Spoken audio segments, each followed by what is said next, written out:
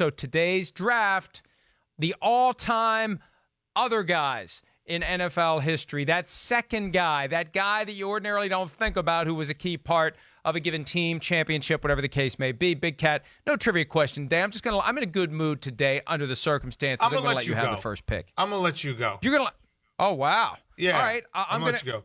All right, my first pick. Wait a minute. I thought you said you're going to let me go. I know. I'm going to let you go. Ahead. That was a little mind trick right there. No, go ahead. Go ahead. No, go ahead. Okay. I'm not going. All right. I'm going to go with Reggie Wayne, Indianapolis Colts receiver, the other guy to Marvin Harrison. What? Nothing. I'm just getting you off your game right away. It's great. That's all right. I actually prepared for this when you didn't. I wasn't the one who asked the producers during the last commercial, send me a list of possibilities. So I'm ready for this. Reggie Wayne. The guy's going to make it to the Hall of Fame, right? I don't think he's the other guy. I think everyone knew Reggie Wayne. But he still is the other guy. It's Marvin Harrison. Okay. He's the other guy. You can't have two guys. He's the other guy. Okay. Reggie Wayne's the other guy to Marvin Harrison. So then would under those rules Chris Carter be the other guy to Randy Moss? Potentially, if you want to pick Chris Carter. Potentially. You could do that. You could do that. That won't be I think it's actually a good pick. I'll go another great player, great other guy, Harry Carson. Other guy to LT on those giant defenses. So that's my first other guy. Great pick by me. That's actually not a bad pick. I hadn't considered Harry Carson, but again, I can make the same argument you did. The guy, a Hall of Famer in his own right. How can he be the other guy if he's a Hall of Famer, right? Mm-hmm. So, So anyway, I like that. I like that. All right. I got a bunch of different directions I can go, and the question is, how many of these do I hold? Because you're probably not going to take them. I tell you, the first one that sticks out to me, the classic other guy who, when he had a chance to be the guy, fell flat on his face, Alvin Harper from the Cowboys of the early 90s. Remember Alvin Harper, the other guy to Michael Irvin, the guy who would step up with the big catch. I think he had a huge catch in one of the NFC Championship games against the 49ers. I kind of have a vague memory of that, seeing him make the big catch from Troy Aikman. He signed somewhere as a free agent. I can't even remember who he signed with. That's how poorly it went for him when he finally got a chance to be the guy. Was it Tampa Bay? Let me know, control room, on where Alvin Harper finally signed. It was the Tampa Bay Buccaneers. Never did anything as the number one guy, but was the perfect other guy to Michael Irvin. Okay, good pick. Let me throw out an other guy. I'll take a pause in my next pick, but let me throw out an other guy that I don't think is another guy, but I just want to throw out for discussion.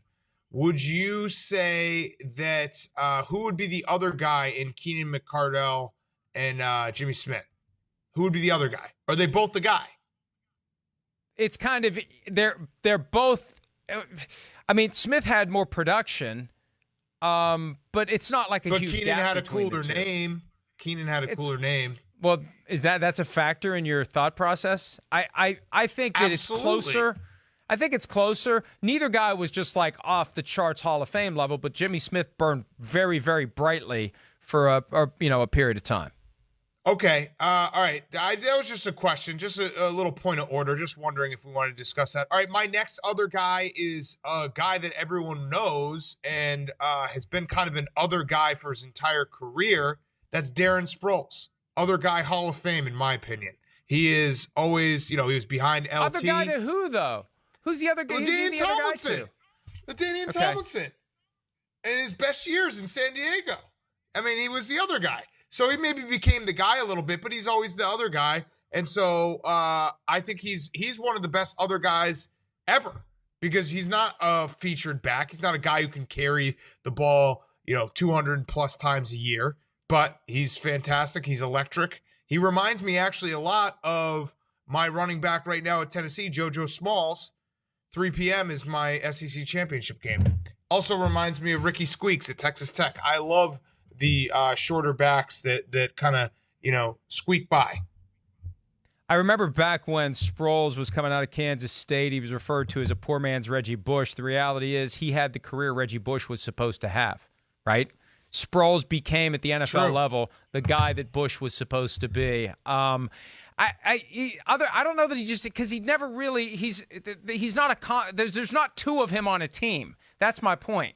It's not like there's a Darren Sproles and another Darren Sproles. If he was on a team with Reggie Bush and Reggie Bush was Gale Sayers, then Darren Sproles is the other guy. So that one confuses me a little bit. Well, that's fine. That's fine. You're but confused it's different all the time. Skill set. You're getting up there in age where you get yes, I am. A lot. Yes, I am. Here's one. Speaking of my age and something I can relate to, Rocky Bleier, the all-time running back other guy. Pittsburgh Steelers running back, great story, Vietnam veteran, had a war injury. They did a movie about him. He was the other guy to Franco Harris, key component of the Steelers offense of the 70s. Back when they actually used two running backs on a regular basis. Go back and watch some of those old games. Running backs and receivers in a three-point stance before the snap. It is jarring to see how different it was. And the old pro set, you had the quarterback under center, and you had two running backs, one on each side, and it was 32 and 20, and Rocky Bleier was in because the Immaculate Reception cemented Franco Harris as the guy in Pittsburgh for as long as he was going to be there. But Rocky Bleier, a very, very competent, very successful, and still a hero in Pittsburgh as the other guy in the 70s. Okay, I'll go with my last pick. By the way, I looked up who was the backup quarterback for Chris Sims in his senior year in Texas. What a name. You ready for it? You probably never heard this name. You ready for it? Chase Mock. Chase Mock. How's that a name? Chase Mock. Yeah. I don't even know what inspired you to look that up, but yes, that is a strange name. I was looking up to maybe see if Chris had, someone, or he was the other guy to someone else. I guess he was to Major Applewhite. Major Applewhite. To Major Applewhite, right. yeah. But Chase Mock, what a name. Chase Mock. All right, I'll go with my last one. I will go with let's go Jerome Brown after Reggie White. That's a good pick. The other guy. Yeah, but Clyde Simmons. I mean, it's a four-man unit, so this is more conducive to when you have two. You got one, and you got the other guy. I'm not going to quibble with you on that one. Other guys also works. Here's one that I have. I'm going to go a fourth round because we got a couple of minutes. You mentioned Chris Carter. Too. I have a fourth round as well. You mentioned Chris Carter because I've been getting my son to do my work for me on these drafts and give me ideas. He said Chris Carter also, and I said, son, actually, the ultimate other guy from that 98 Vikings team is Jake Reed.